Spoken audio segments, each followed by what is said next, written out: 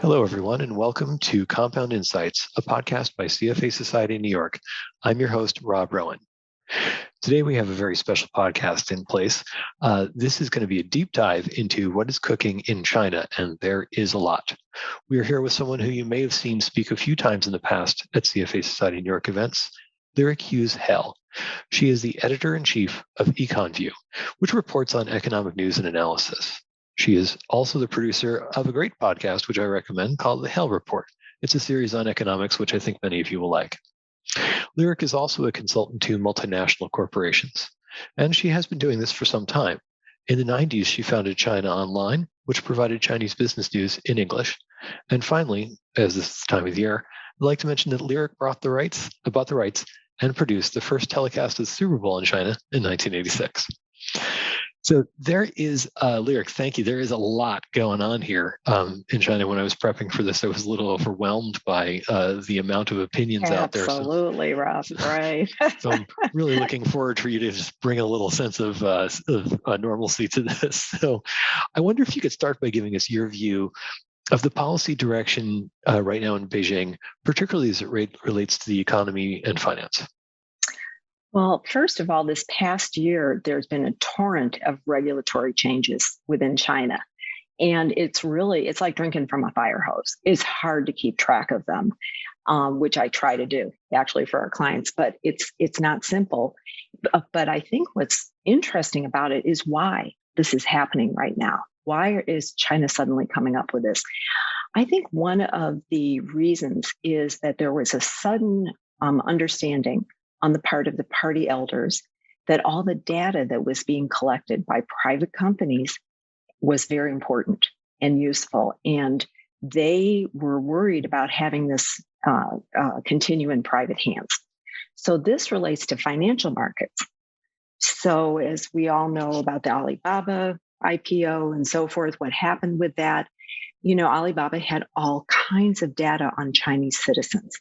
And that is really what is considered sensitive.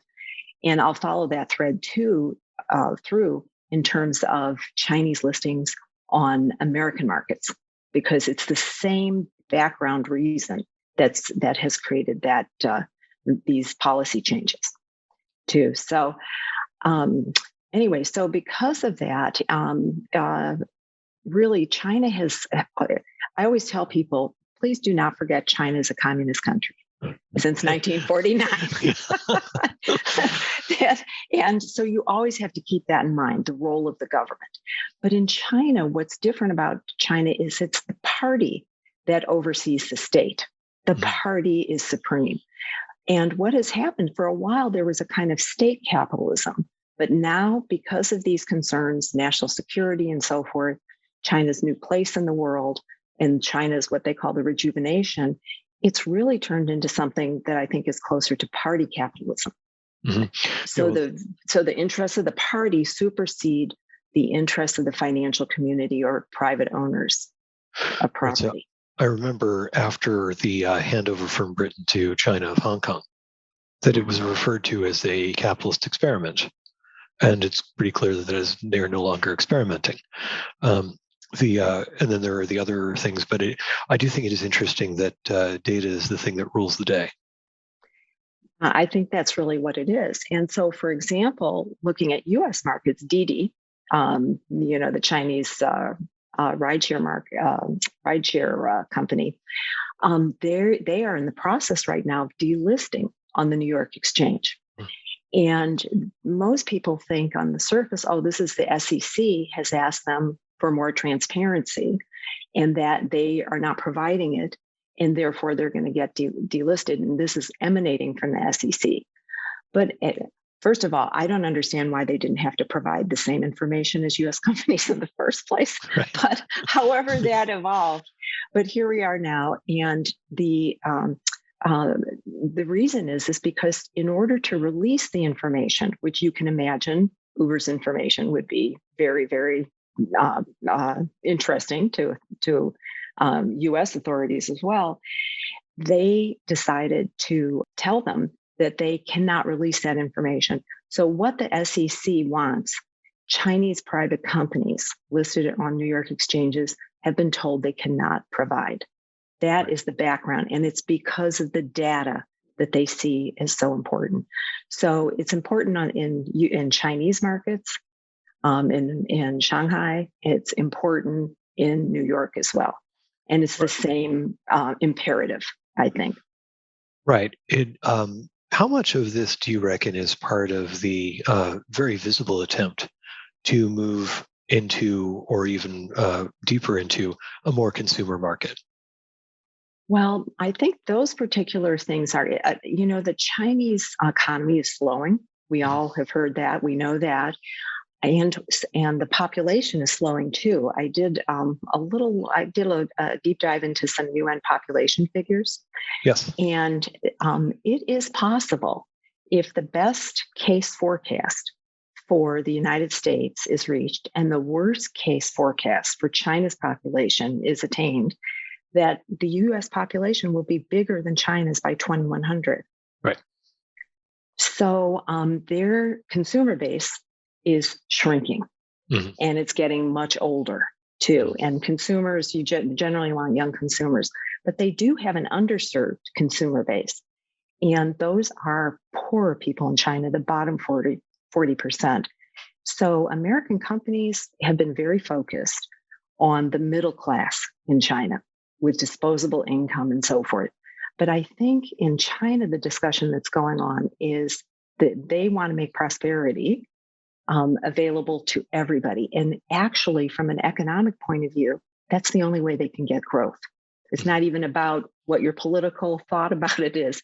The truth is, the only way for China to continue its rapid GDP growth is to lift up the people in the bottom half of income in China. And there are a lot of poor people in China.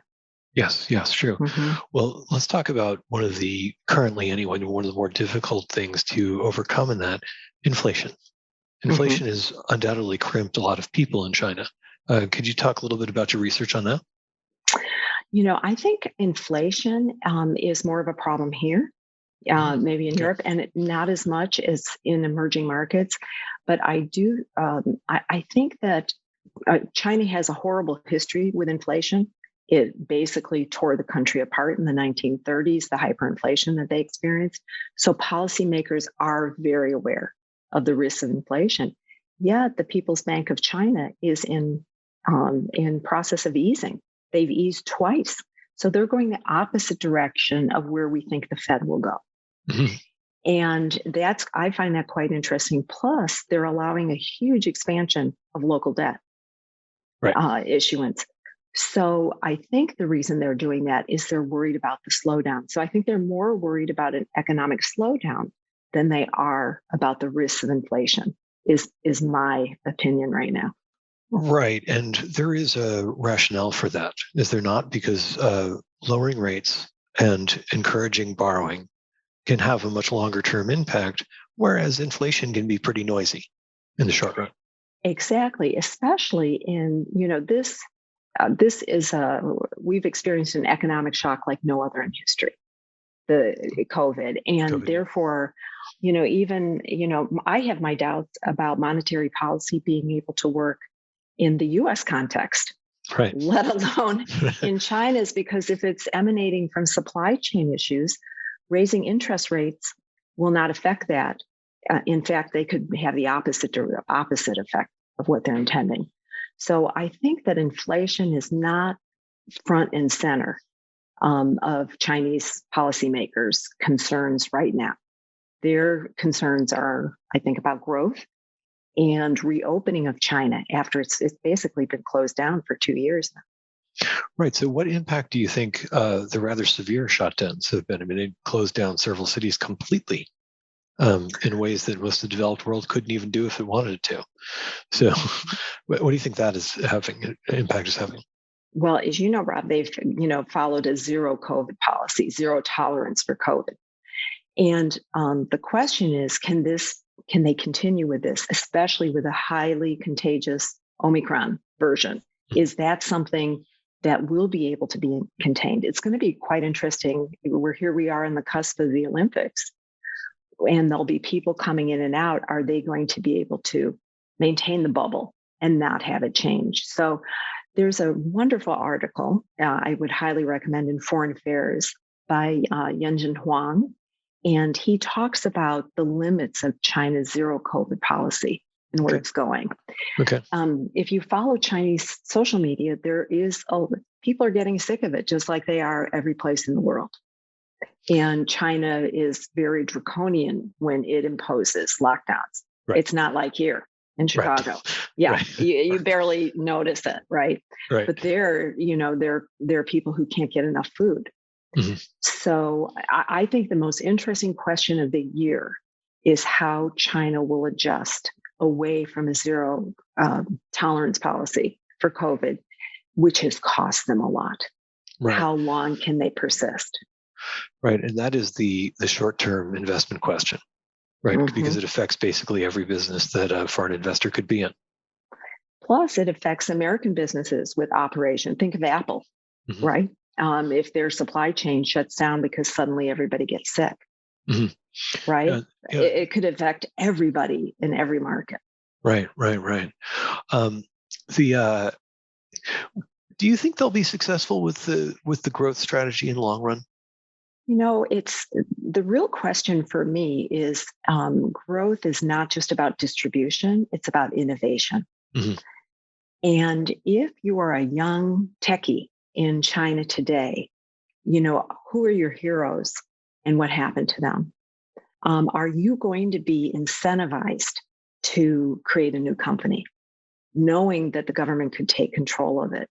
What I see instead is there's a real migration of research and development to government-owned institutions. Okay. So most R&D right now is coming out of government laboratories, for example.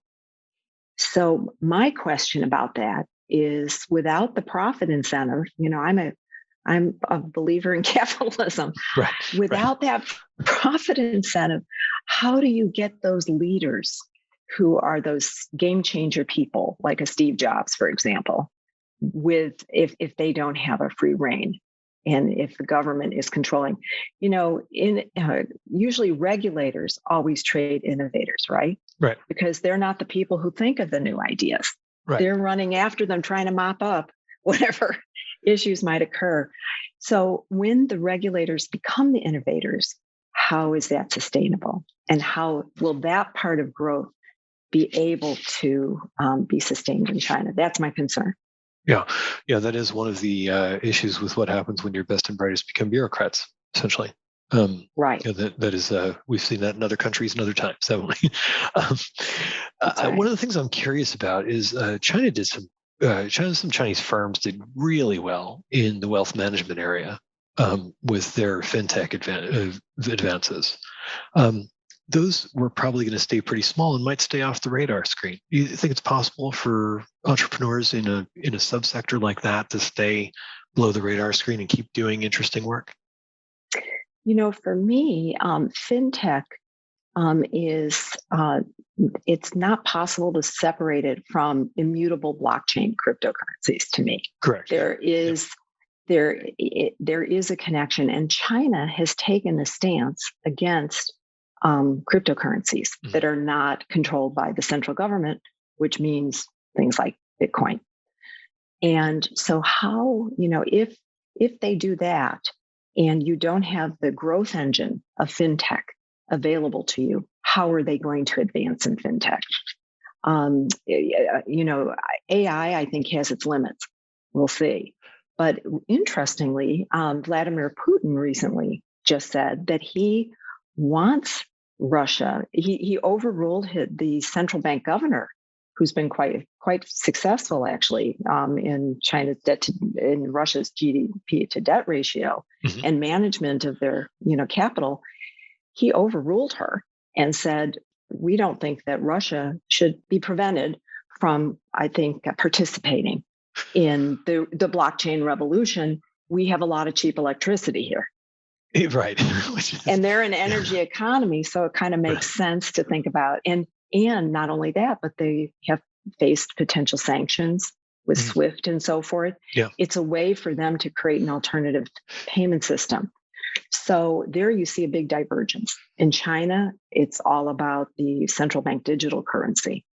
Right. And it is true. Decentralized finance means you don't have to worry about SWIFT anymore, right? It completely goes around it. But I wonder how much of that do you think is marketing? The mayor of New York said he wanted to get paid in cryptocurrency. That was clearly just and Arizona was talking about right. Making it legal tender and all that. Right. With every kind of huge innovation, there's a little bit of that stuff, right? There's marketing, and then people that use it for political purposes. But I don't think it changes the underlying value and the revolution that's really being created. So China's stepping. It's to the point that you made earlier about innovation. By not participating in that revolution, China's not going to be part of the global innovation, I think, environment. Right.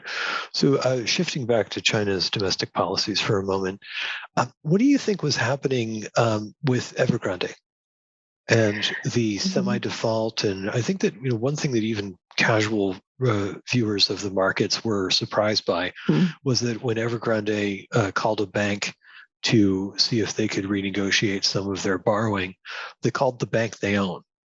Well, that's how it works in China. Right. And I'm sure those banks will get all of their money back. Right. Yes. Yeah, right. I'm sure that they'll be protected. So, moral hazard in China. Yeah, it's not. I don't think, though, that it's an issue of the market and debt and so forth. I think the problem with China's property sector, which is 30% of its GDP, by the way, and at least a third of that has gone away recently. So just think of that and what that means. I think it's a structural problem. And if I could get into the weeds a little bit to explain that. Please. China has no property tax. Right. What that means is that local officials who have local responsibilities depend on their stream of income from the central government, or they have to cultivate their own resources. So what did they do? They sold land. They had the ability to sell land. They got into real estate deals. And sooner or later, guess what? They ran out of land. They overbuilt. They misallocated capital that they had, and things started to fall apart. So what really needs to happen in China, I believe, is structurally, and there are a couple of experiments going on right now.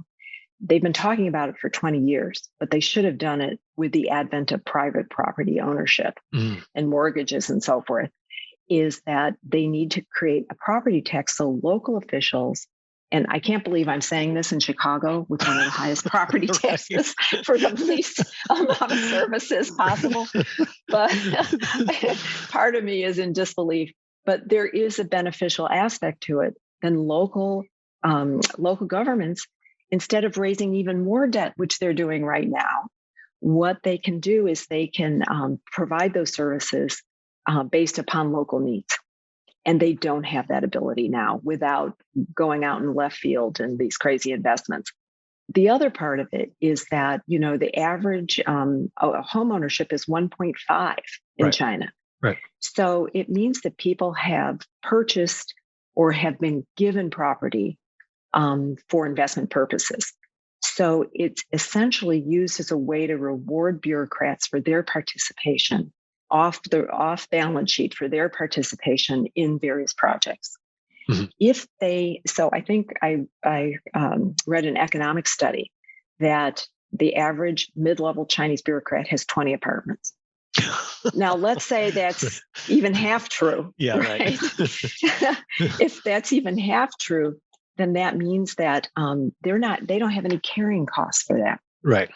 And so it's a real artificial, there's a lot of artificial impact on the market from these vacant properties. Okay. So this is a difficult picture from an investment perspective, right? It's extremely challenging. But as someone who's been there for a while, are there particular subsectors that you think are going to rise from this, despite the pressures, the risks to the growth engine, despite the denial of cryptocurrencies, despite these issues with all the bureaucrats and their and their rental places. Their real estate portfolios. Right? Yeah. Are there subsectors that you think are really interesting? If China didn't have capital controls, I think Chinese citizens with their savings would invest all over the world, right? Mm. They don't have the ability to do that. So where are they going to put their money in the stock market and so forth, and which sectors? And certain sectors have been completely shut down. For example, many investors thought that the education sector in China was a no-brainer. Yep. But that didn't turn out to be the case because of policy implications. So if you want to know where it's safe to invest in China, you have to read the policies and the stated goals and go through what Xi Jinping has said are his 14 must-haves. Mm-hmm. And if it fits into that policy framework of, helping create greater prosperity for lower income people and so forth, then it's going to be a sector that's supported by the government. Yeah. Okay. And if not, it won't. So you really have to do your homework by reading through the somewhat turgid text of the Chinese Communist Party. and then you will have a much better idea of which sectors are going to prosper and not. And with tremendous local variation, by the way. Fortunately, the analysts and portfolios who listen to this podcast read a lot of turgid text all the time. They're quite good at it. I don't know if you read a balance sheet lately, but there's a lot of turgid text in those footnotes. You know what? What was very interesting was Xi Jinping's speech at the Davos World Economic Forum. Okay. A couple weeks ago, and he and I found this astounding. He criticized Jay Powell. Yeah. And U.S. monetary policy, getting back to your issue with inflation and so forth. And he said, we don't want interest rates to rise because that will have an effect on emerging markets and emerging market debt. And you know what? He is 100% right. Yeah. I think that is the biggest risk of the Fed raising rates is not here, but it's something that will make the taper tantrum of 2013 look like just a warm-up exercise, because during COVID, all of these countries, including China, have increased their debt load. Yeah. And much of it is dollar-denominated debt. Right. What will happen when our interest rates go? I think you're going to get defaults in emerging markets. Yeah. Yeah. Well, some of the prelude to that opera might be happening right now in Argentina's negotiation with the IMF. Right. So we'll be seeing that now. Now, another wrinkle to all of that is that it's not just the IMF and so forth and the World Bank. They had something called the DSSI in place for emerging until the December 31st, which did not get renewed, which allowed them to delay their interest payments and so forth. Right. The poorest of the poorest 70 countries in the world. What's the China wrinkle here? China's Belt and Road Initiative is also participating in debt markets and in construction in all of those same countries. And the terms of their debt is not transparent to us or to the IMF or to the World Bank in spite of their entreaties. So some of the poor countries did not take advantage of the offers that they got from other institutions because that would have put them into automatic default on their Chinese debt. Right. And there's not exactly a clear bankruptcy process in there. That's right. So it's more like resumption of assets. Yeah. So, thinking about where you're going to invest your money, Princeton Economics just had an interesting study out. Mm-hmm. So we're looking at things now through a U.S.-China lens, right? And I'm trying to bring in emerging markets to that because I think it's important to have the bigger picture in mind. But actually, U.S.-China trade, as a result of the tariffs, the trade war and all that, decreased by 3%. But guess what? That amount was taken up by other countries who substituted. And so I think the thing to look at would be countries who did not take on a lot of debt during COVID and who benefited from the conflict from the U.S. and China. Mm-hmm. Okay, Yeah. great. So that's a lot. We covered a very large amount of space there. So I'd like to leave it there. I would like to have you back sometime again, Lyric, because this is pretty good stuff. In the show notes, we're going to put the foreign affairs article. I will be able to find the video from Davos and the Princeton economics article that you just mentioned. We'll get the people some reading in there. I'll also put in some of Lyric's articles, when particularly the one from back in September when you wrote that op-ed piece in the FT. Because you were spot on. Well, it turned out to be right. Great. So please do, once again, follow Lyric on Twitter. Follow her podcast. It's excellent too. So with that, I will say thank you, and we will see you at the next podcast. Listeners, thank you for being here.